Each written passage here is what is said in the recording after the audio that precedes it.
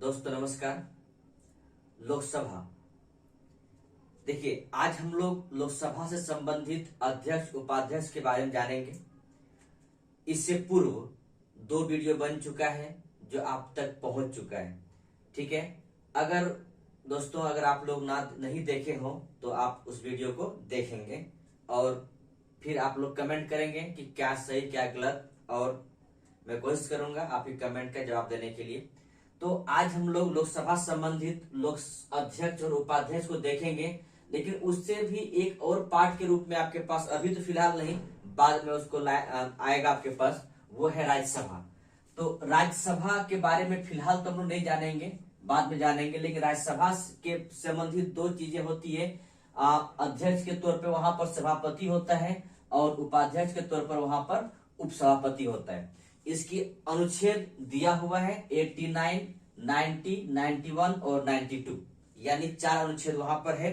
उसी प्रकार लोकसभा के अंतर्गत में अध्यक्ष होता है और उपाध्यक्ष होता है। इसका अनुच्छेद है 93 से 97 तक, यानी 93, 94, 95, 96 और 97, यानी 93, 94, 95, 96 और 97। इसके पास भी कुछ अनुच्छेद है और राज्यसभा सभापति और सभापति के पास भी कुछ अनुच्छेद है। तो इस राज्यसभा के बारे में हम लोग बाद में देखेंगे। फिलहाल हम लोग लोकसभा की तरफ चलते हैं। लोकसभा में हम लोग अध्यक्ष और उपाध्यक्ष के बारे में आज जानने की कोशिश करेंगे। देखिए, पहला आपके पास है अनुच्छेद, वो है 93 अनुच्छेद में ये कहता है कि लोकसभा की प्रथम बैठक, यह लोकसभा की पहली बैठक होगी। उस पहली बैठक में अपने सदस्यों में से, यानी जो लोकसभा के मेंबर हैं, जो चुनाव जीत कर आए हैं, अभी भी चुनाव जीत कर आए हैं, तो लोकसभा के अपने ही सदस्यों में से किसी 2 व्यक्ति को, एक स्पीकर यानी एक अध्यक्ष और एक उपाध्यक्ष चुनेंगे। ठीक है, यानी स्पीकर और डिप्टी स्पीकर का चयन करेंगे अपने में। देखिए ध्यान रखें दोस्तों कि चयन करेंगे यानी चुनेंगे अपने आप, उन्हीं लोगों में से, लोकसभा के जो मेंबर है उन्हीं मेंबर में से एक अध्यक्ष और एक उपाध्यक्ष का चयन किया जाएगा।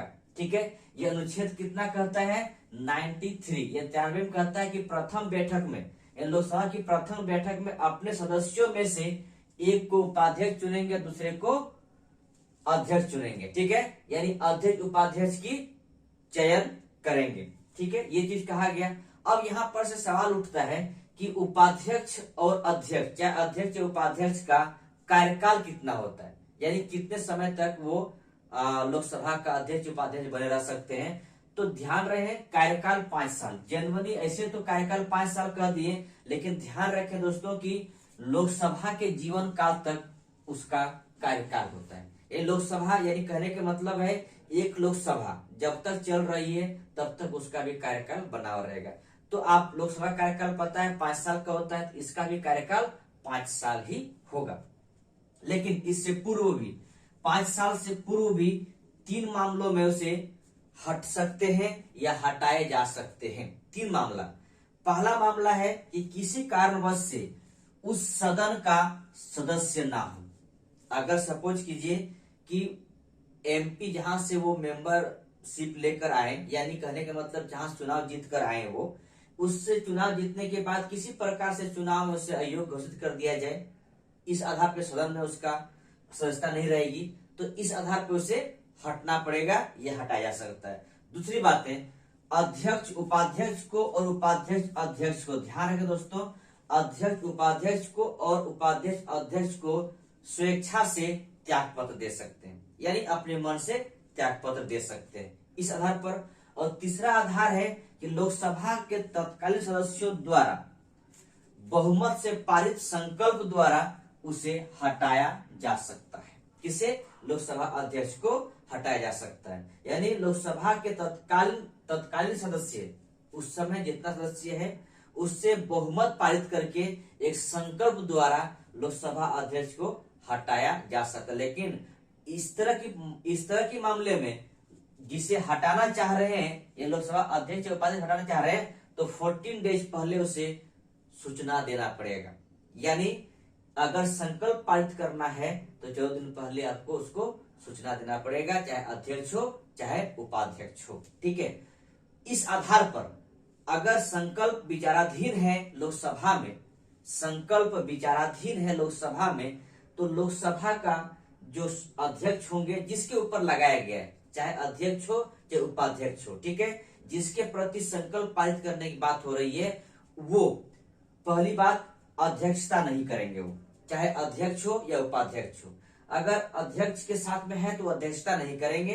ठीक है, दूसरी बात है, लोकसभा में भाग तो ले सकते हैं, कार्यवाही में भाग ले सकते हैं, अपना मतदान तो कर सकते हैं, लेकिन निर्णायक मतदान नहीं कर सकते। ध्यान रखें दोस्तों, यहाँ पर लोकसभा अध्यक्ष का कहने का मतलब विचाराधीन है, उसको हटाने के लिए संकल्प पारित होने वाला है, या संकल्प द्वारा उसे हटाया जाएगा, बहुमत द्वारा उसे हटाया जाएगा, तो उस आधार पर लोकसभा अध्यक्ष अपना मत दे सकते हैं, लोकसभा में भाग ले सकते हैं, कार्यवाही में भाग ले सकते हैं, लेकिन निर्णायक मत नहीं दे सकते।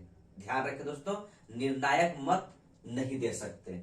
अनुच्छेद 95 कहता है कि स्पीकर अगर ना हो तो, अगर अध्यक्ष नहीं हो तो उसके जगह में उपाध्यक्ष अध्यक्षता करेंगे। ठीक है, 95 अनुच्छेद 95 कहता है अगर स्पीकर ना हो, कहने का मतलब अध्यक्ष ना हो, तो उपाध्यक्ष अध्यक्षता करेंगे।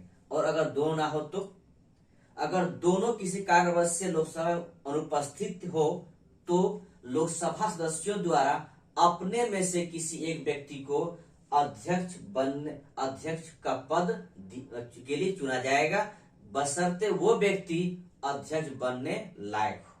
ठीक है, अगर वो व्यक्ति अध्यक्ष बनने लायक हो तो लोकसभा मेंबर द्वारा अपने में से किसी एक व्यक्ति को चयन कर लेंगे और लोकसभा का अध्यक्ष बना दिया जाएगा, जब अगर स्पीकर और डिप्टी स्पीकर ना हो तो। दोस्तों, इसके बाद हम लोग आगे चलते हैं और कुछ इसके बारे में जानते हैं, अध्यक्ष उपाध्यक्ष के बारे में। दोस्तों, अनुच्छेद 94 के अनुसार लोकसभा का यदि विघटन हो जाता है, विघटन के बाद फिर से लोकसभा चुनाव होगा, चुनाव के बाद फिर लोकसभा की प्रथम बैठक होगी, तो लोकसभा की प्रथम बैठक के ठीक पहले तक जो पहले अध्यक्ष पद पे लोकसभा में थे वो तब तक बने रहेंगे, जब मतलब करेंगे मतलब प्रथम अधिवेशन के ठीक पहले तक अपने पद पर लोकसभा अध्यक्ष बने रहेंगे। यानी कहने का मतलब है जो ही चुनाव के मोड़ पे गया, इसका मतलब ये नहीं लोकसभा अध्यक्ष अपना पद त्याग देंगे, फिर चुनाव जीत के आने के बाद फिर सरकार बनेगी, फिर प्रथम अधिवेशन होने के ठीक पहले तक लोकसभा का अध्यक्ष अपने पद पर बने रहेंगे। आगे चलते हैं, लोकसभा अध्यक्ष उपाध्यक्ष का वेतन कहां से प्राप्त होती है, तो भारत की संचित निधि से प्राप्त होती है। यानी स्पीकर और डिप्टी स्पीकर का वेतन भत्ता संचित निधि से प्राप्त होती है। और लोकसभा अध्यक्ष का वेतन अभी फिलहाल 4 लाख प्रति महीना है, यानी एक महीना में लोकसभा अध्यक्ष का वेतन 4 लाख प्राप्त होता है। और देखिए, ध्यान दें दोस्तों कि लोकसभा अध्यक्ष का जो वेतन होता है वो राज्यसभा सभापति के वेतन के समान होता है। और ध्यान रखेंगे, राज्यसभा सभापति का जो वेतन है वो उपराष्ट्रपति, जो आपको पता होगा कि राज्यसभा का सभापति जो होते हैं वो पदेर अध्यक्ष होते हैं। उपराष्ट्रपति जो पद है उस पद का वेतन नहीं मिलता है, वेतन मिलता है किसके लिए, वो सभापतित्व करते हैं राज्यसभा का, इसलिए उसका वेतन दिया जाता है 4 लाख। यानी लोकसभा अध्यक्ष का वेतन और राज्यसभा का सभापति का वेतन दोनों बराबर है, इक्वल है, 4 लाख है। ठीक है, आगे चलते हैं। लोकसभा अध्यक्ष का निर्वाचन जो होते हैं, करने का मतलब है लोकसभा अध्यक्ष का जो मनोनीत करते हैं या फिर चयन होते हैं, लोकसभा अध्यक्ष को चयन, ऐसे तो नहीं कर सकते, मनोनीत करते हैं, चयन होता है। तो चयन किसको करते हैं अपने ही सदस्यों में से, लोकसभा का जो मेंबर होते हैं उसी में से किसी एक व्यक्ति को चयन करते हैं लोकसभा अध्यक्ष के तौर पर। तो ध्यान रहे, लोकसभा अध्यक्ष जो होते हैं वो लोकसभा निर्वाचित सदस्य होते हैं, लोकसभा में चुनाव जीत कर आए हैं वही व्यक्ति लोकसभा का अध्यक्ष बनते हैं। और ध्यान इस बात का भी रहना चाहिए कि लोकसभा अध्यक्ष का अध्यक्ष के तौर पर शपथ ग्रहण नहीं होता है। शपथ ग्रहण जो होता है वो लोकसभा का सदस्य के तौर पर शपथ ग्रहण होता है, यानी मेंबर ऑफ पार्लियामेंट के तौर पर शपथ ग्रहण होता है, लेकिन ना कि लोकसभा अध्यक्ष के तौर पर शपथ ग्रहण होता है। दूसरी बात है कि लोकसभा अध्यक्ष का अलग से, जो लोकसभा अध्यक्ष बनते हैं उससे अलग से शपथ ग्रहण नहीं लेते हैं, यानी या फिर आप ऐसे कह सकते हैं उसे अलग से शपथ ग्रहण नहीं दिलाया जाता है। आगे लोकसभा का जो लोकसभा अध्यक्ष का शपथ ग्रहण जो होता है वो लोकसभा के सदस्य के तौर पे होता है। लोकसभा अध्यक्ष के तौर पर कोई शपथ ग्रहण नहीं होता, ध्यान रखेंगे। लोकसभा अध्यक्ष के तौर पर किसी प्रकार का किसी तरह का कोई शपथ ग्रहण नहीं होता है। लोकसभा अध्यक्ष का शपथ ग्रहण जो होता है वो लोकसभा का सदस्य के तौर पर शपथ ग्रहण होता है। दूसरी बात है, और एक बात, दो इंफॉर्मेशन उसे याद कर रखेंगे। लोकसभा का प्रथम अध्यक्ष जो थे वो गणेश वासुदेव मावलंकर और प्रथम उपाध्यक्ष जो थे वो अनंत सैनम आयंगर, यानी ये दो व्यक्ति का नाम याद रखेंगे, कितना पूछा जा चुका है। तो अध्यक्ष, पहला अध्यक्ष है गणेश वासुदेव मावलंकर और पहला उपाध्यक्ष है अनंत सैनम आयंगर, ठीक है। इन दोनों को याद रखेंगे। तो यहां तक हमने बताया और आगे चलेंगे। नेक्स्ट टॉपिक होगा आपका अध्यक्ष का अधिकार एवं कार्य, यानी लोकसभा अध्यक्ष का क्या अपना अधिकार है, क्या उनका कार्य है, ये जानेंगे। तो दोस्तों आज के लिए इतना ही, धन्यवाद बहुत बहुत, और प्लीज सब्सक्राइब, शेयर और लाइक करेंगे। थैंक यू, धन्यवाद।